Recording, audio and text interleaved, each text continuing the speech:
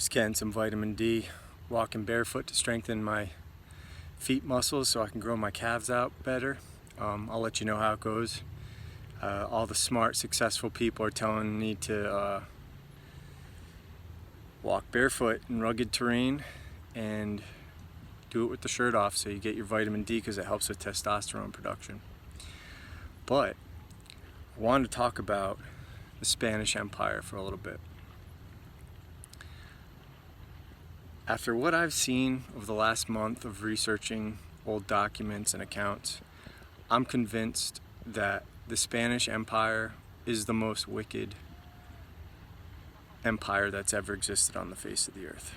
Especially when you find out not only what they did in the Americas, but how they covered it up, and how we grow up in America not being taught the extent of what they did. And one of the things that is just, to me, it's jaw-dropping. But in order to go to the New World, to go to New Spain, you had to get express permission by Queen Isabella. And you basically have to register. They wouldn't let foreigners, they wouldn't let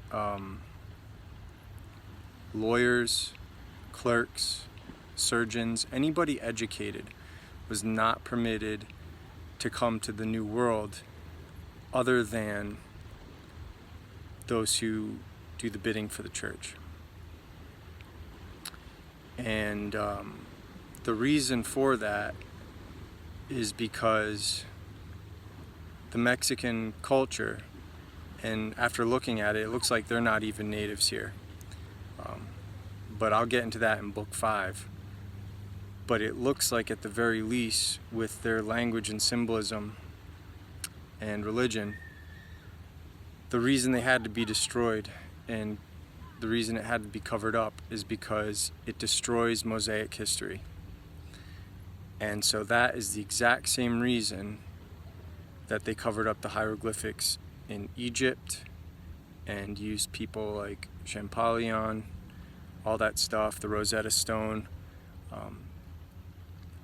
It's to cover up and preserve Mosaic history, because once you debunk that domino collapses.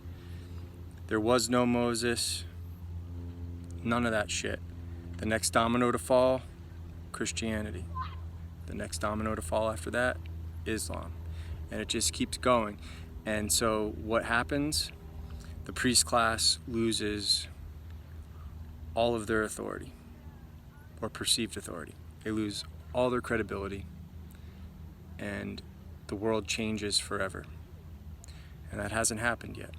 But I will tell you, as for those of you who are reading book 4 of SpiritWhirled, A Godsacre for Winds of the Soul,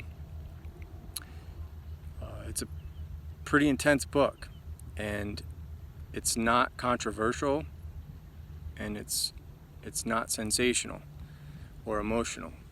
But when you take into account the information in that, it's a grave book.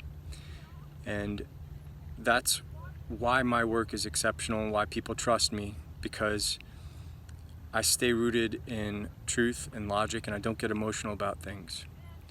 And so when somebody starts going on and on about this nonsense history, well, what you can say is, please name the earliest Greek writer to mention Moses.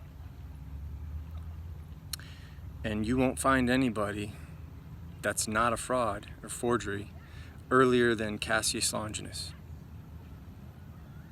Well, what's the problem with that? It was the second half of the 3rd century. There is no Mosaic history. It's what I've told you all along. There was no culture that speaks these languages you think your scriptures are written in. These were not languages ever made common until the Middle Ages.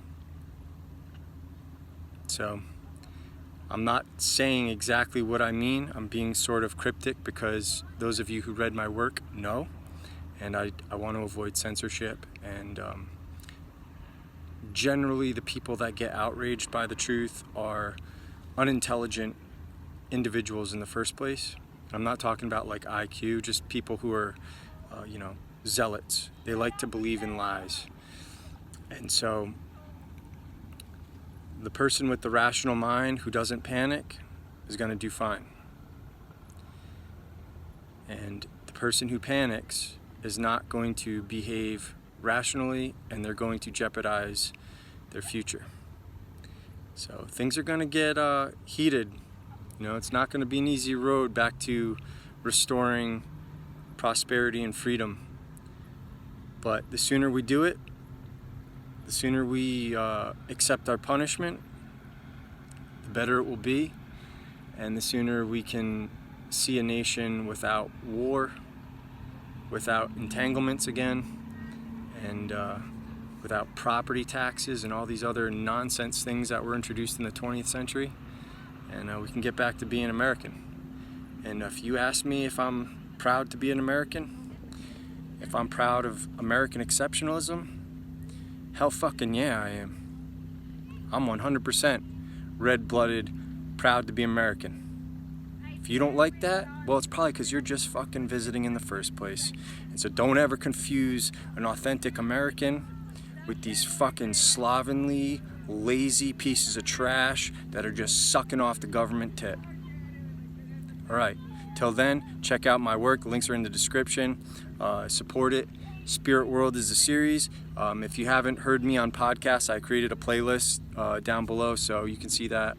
And I hope this finds you well. And don't get discouraged, because America kicks fucking ass, and we have some of the most resourceful people that have ever existed in this world. Right? We've just paid other people to do the shit that we're supposed to be doing because we had the money. And as times get tougher, America will bring its hard work and its brilliance back home. And, tough times create tough people, and tough people build greatness. It's just like these trees in the background. They need the difficult winds to strengthen themselves. They need to be broken down. It's just like lifting weights. You need to break your body down in order to build it back up even stronger. And it's the same thing with a nation. So enjoy the rest of your afternoon, and I'll see you when I see you.